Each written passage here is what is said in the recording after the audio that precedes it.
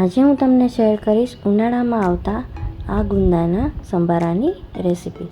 સૌથી પહેલાં આપણે ગુંદાને સરસ રીતે પાણીથી સાફ કરી લઈશું.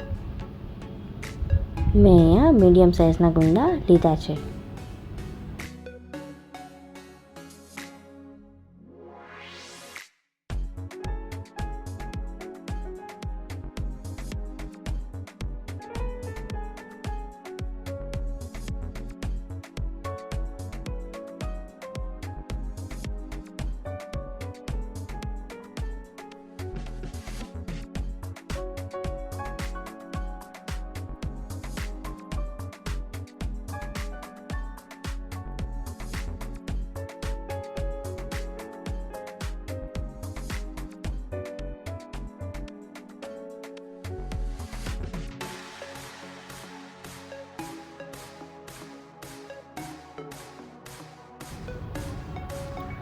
અને પછી દસ્તાની મદદથી એને ખાંડીને વચ્ચેનું બી આપણે નીકાળી લઈશું.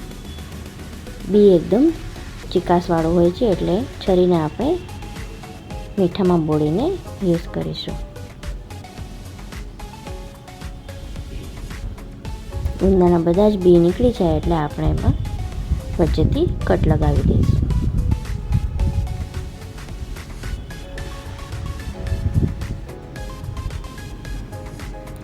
પછી એમાં આપણે મીઠું છાંટીને ગુંદાને 5 થી 10 મિનિટ સુધી મૂકી દઈશું.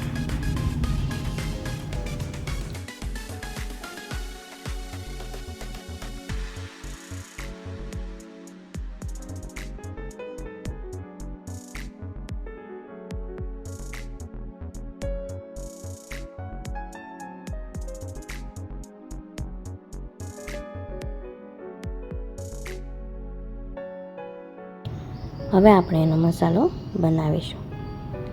એક તાવડીમાં મેં અહીંયા 1 વાટકી મેથી લીધી છે, પછી એટલી જ રાઈ લીધી છે અને એટલું જ જીરું લીધું છે.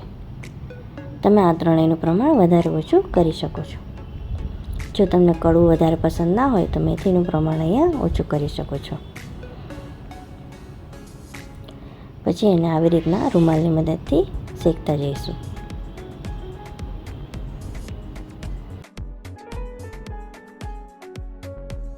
એકદમ સરસ રીતે શેકાઈ જાય એટલે એને ઠંડુ થવા માટે મૂકી દઈશું. ઠંડુ થઈ જાય પછી આપણે એને મિક્સરમાં ગ્રાઇન્ડ કરી લઈશું. તમે ખાંડણી દસ્તાની મદદથી પણ કરી શકો છો. અને મસાલાને એકદમ પાવડર નથી કરવાનો, આપણે દરદરો મસાલો. પછી વઘાર કરવા માટે એક લોયામાં 2 થી 3 ચમચી જેટલું તેલ લઈશું. તેલ ગરમ થઈ જાય એટલે આપણે એમાં ગુંદાને એડ કરી દઈશું.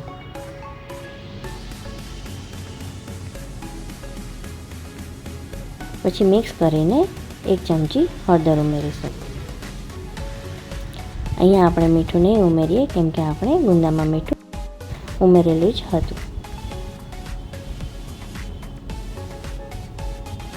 ગુંદા એકદમ સરસ રીતે ચડી જાય પછી આપણે બનાવેલો મસાલો એમાં એડ કરીશું.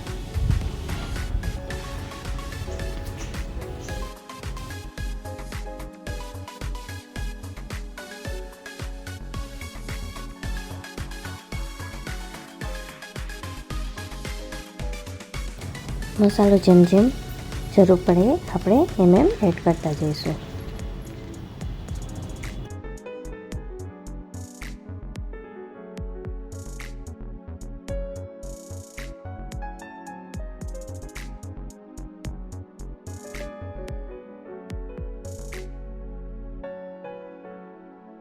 અને છેલ્લે મસાલાના પ્રમાણ પૂરતું મીઠું એડ કરીશું.